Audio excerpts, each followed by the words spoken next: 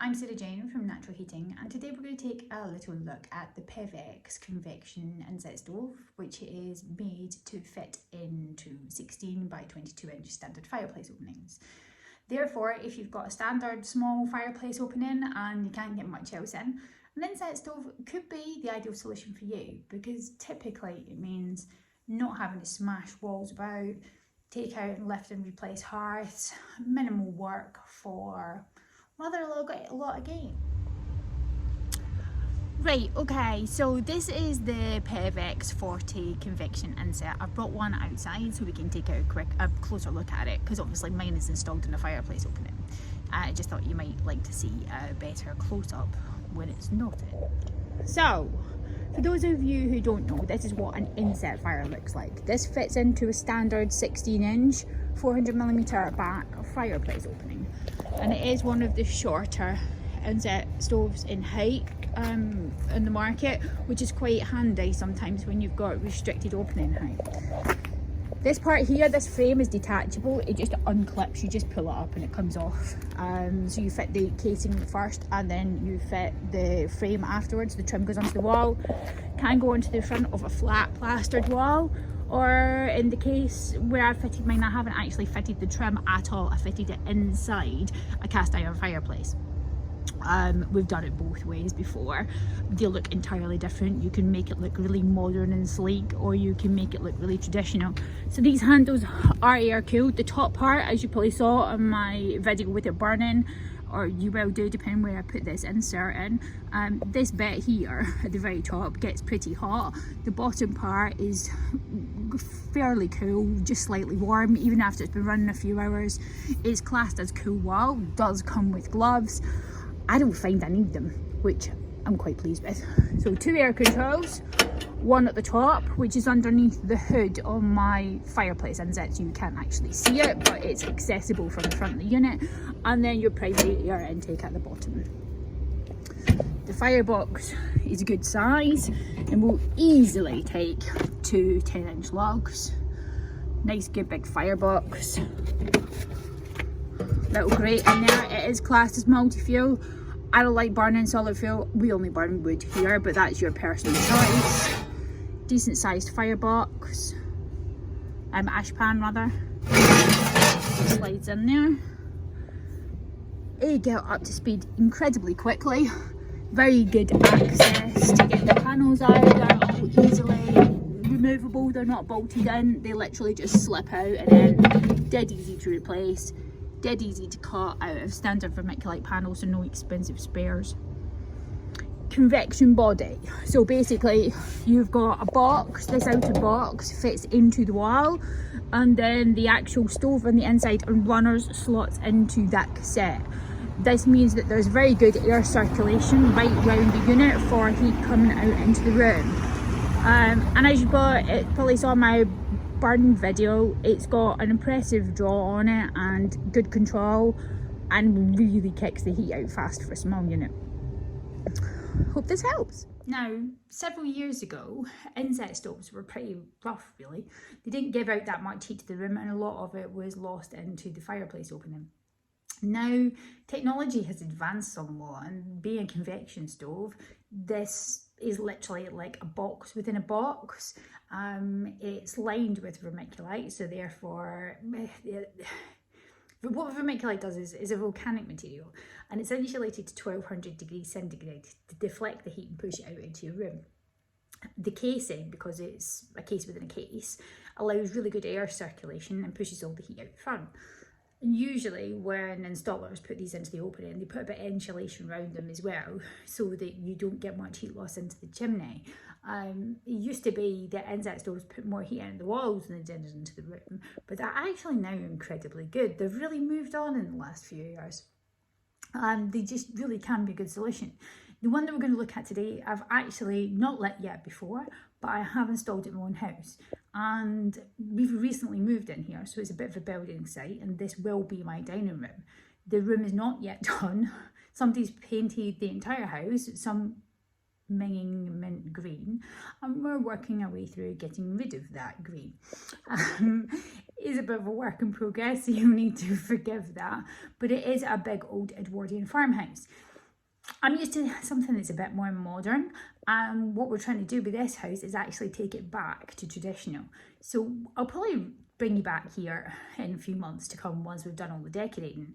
But at the moment, this room is pretty much empty, bar a desk and a chair and some stuff piled up in the corner. So we won't look too much at it, but I'll show you the fireplace opening, will we? So I'll embed a few photographs into the middle of this video in a minute so you can see what we had. But when we moved in here, this was just a plain wall, and the fireplace had been boarded up. Well, not boarded, blocked up. One of the local fitters who's done this job for me actually gunned out all the fireplace opening. And it was big. It came out to nearly the same sort of size as me. But given we wanted it traditional, and I didn't want an open fire, I wanted the convenience and efficiency of a more modern stove, we took this old surround, this old reclaimed, it's not original, it's reproduction, cast iron inset, because we just love the tiles, they are so pretty. And within that, we've fitted this cast iron inset. So we took out the fire basket that would have been with this opening, and there was just a hole in the middle, and we fitted in this little stove. And as you can see, it's a decent sized firebox, and it'll easily take a 10-inch lock. And the handle is air cooled, so it's hollow. We'll soon see how hot that gets. And the controls on it are down here. This one moves back and forward, and we've got that we are primary at the bottom and our secondary is kind of up here at the top beneath the hood. I can reach it, you just can't really see it because we want it to look like a real fire as much as possible rather than a stove. Anyway, so these are 10-inch split logs, which are going in there with plenty room to spare. They're just a couple of tiddly bits, and I'm going to get some kindling.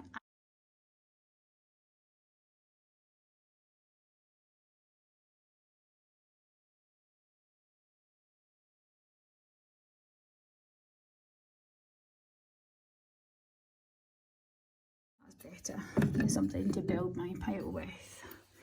Can you see? It's awful dark. It's not so bad when I'm further back. You'll see it when we light it in just a minute. It'll soon light up then. So we always build a Jenga pile. Lattice up our sticks. One fire lighter, these in little cellulose packets that you just like pack it. It doesn't smell of anything at all. Plenty kindling. Always plenty kindling in a modern stove. It's all about gaining enough turbulence and pressure to get your fire started and push the column of cold air out the chimney. So, vents are open. Blowtorch, because you cannot, well, I cannot light a match with one hand and hold the phone. What am I doing? Not so dramatic. Light the fire lighter. There you go. We can see her better now. Door slightly ajar on the catch, and we'll let her heat up. Isn't she pretty? Now, if that was just into a plastered fireplace opening, you would fit into just a bit bigger, a 400mm or slightly above hull, and there's a trim that goes on the outside that covers over the gaps. You can't really do this on this because I've put it inside a cast iron inset just to make it look traditional. But what I will do is I'll take you into work tomorrow and show you a stove before it's been put in so you can see what it looks like, because it looks very different from this till we actually put it in the hull. Right, yeah, it's a good size internal firebox. The panels come out quite easily in the inside. It's fully vermiculite lined. There's a bit of fluffy rope on the back of that glass in here. That's going to drive me crackers. It's just behind that clip. I'm going to go and get a bit of scissors and clip that off.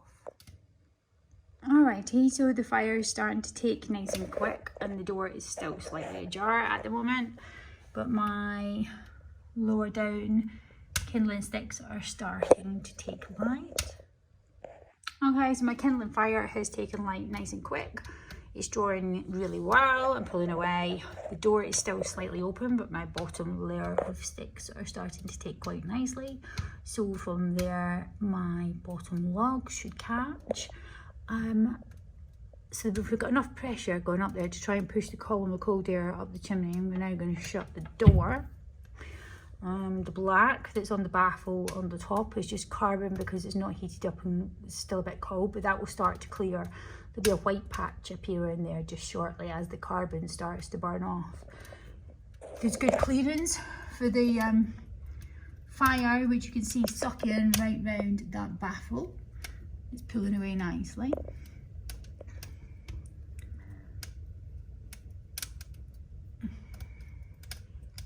Taking quite a good speed actually. It's quite fast at the minute, but I do still have the primary and secondary air open until I get this chimney up to heat. It's quite a tall chimney, so take a little bit to heat it up, and we need to give it enough time.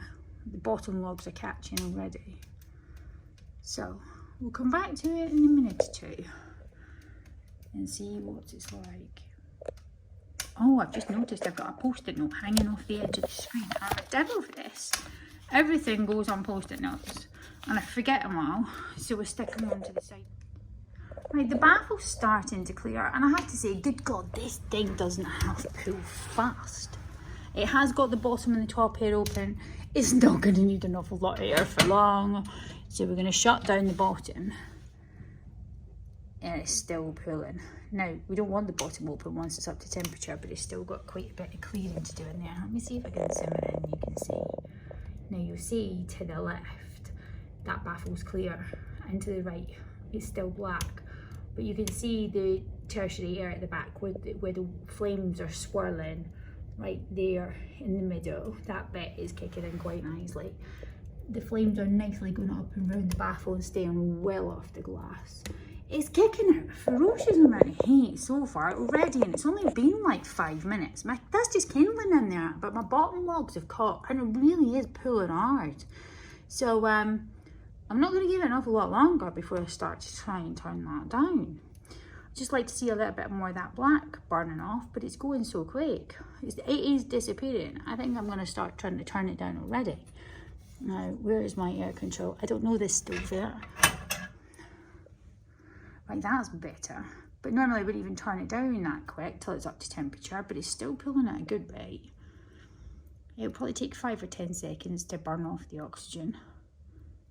There we go. It's slowing down quite nicely now. It's taking a little bit of time. There we go, that's nice, that's lovely. The glass is nice and clear. Jeez, it's kicking some heat out. If you'd seen my jumper a minute ago, it does say, yes, I'm always cold on it. The jumper's now off. I'm absolutely flipping roasting. This is kicking out an astonishing amount of heat. And it's come up to temperature an incredible amount of time. I'm looking forward to seeing how it performs. I'm well impressed, actually. Well done, PEVEX. Yeah. I think I'm going to quite enjoy this. I put that into this room because it's going to be a dining room. So I didn't want a big freestanding stove. I wanted something that was going to be a big feature point, but yeah, not be overbearing in the space. But this room does have 2 doors out of it. These horrid panelled things that need the panels stripping off and taken back to originals yet. But we're some months off getting everything done. So it'll look good when it's done that. That is clean as a bell so far. And the burn on that is just beautiful. Now, if you've ever used a Bohemia X30 Cube, they're made in the UK, and it's a tiny dinky little stove that we often put into fireplace openings. This is basically a slightly big brother than that, but fills the hole more, and you can put it wall to wall to maximise the space. And I have to say, the heat output and how quick this is banging out is incredible. It's come up to temperature in no time at all. Well, this little fire has been burning for about an hour now, and I have to say it's burning beautifully. It's absolutely spotlessly clean. Let me just take you a bit closer and zoom the phone back out again. It's absolutely spotlessly clean on there. So it's burning nice and slow rolling flame, not too fast, not too slow. The air control on it's good. I can knock it back a touch more. There we go. Or if I open it up, you can hear it. It really gets some welly. Don't forget this is a really tall chimney, and it's going to pull like a bit of a dragon because it's a big house. There we go. So even shut down, it pulls lovely. I've got a good chunky red ember in there, and that's a couple of little tiny pieces of whiskey oak barrel that I'm burning. The handle is air cooled and it's starting to get a little bit hot there at the top, just here. But other than that, I can still open and shut that door without a glove. Although I think long term it is possibly going to need a glove. It depends on how hot you can hold a handle. I'm a bit asbestos hands. No spillage. You're obviously meant to burn with the door shut, and only open on hot red embers, but some stoves are really bad for back smoking into the room. Not this one. Absolutely no problem at all. Clear as a bell. Paint's now baked onto the surface. Glass is nice and clean. I'd say the top part of the handle is hot, but the bottom part's cool. She's been on for about an hour. Yeah, I'm really pleased with it. Really pleased with it. Warm toes. I've always got cold toes, so warm toes is a good thing. And I've had to take my jumper off as well because it's a bit warm in here. It's not that cold out yet, but she's properly built on the heater. Well, this is our kitten. This is Sunny. Her Royal Highness Princess Sunny Scamperpants. She's never seen real fire before. Have you, Sunny? What's that, huh? I'm not very sure, are we?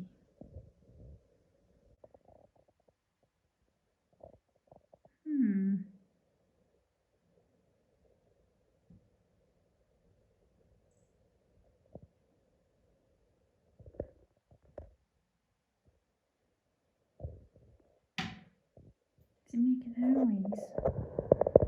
Not very sure, are we? Not yet. But I will lie next to it later once we see.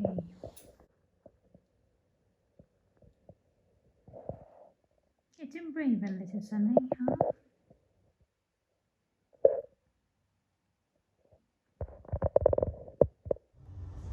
Oh, I have to say, if you like our videos and you find them helpful, I would really appreciate it if you leave us a like or a review, and follow our Facebook and our YouTube page for further updates.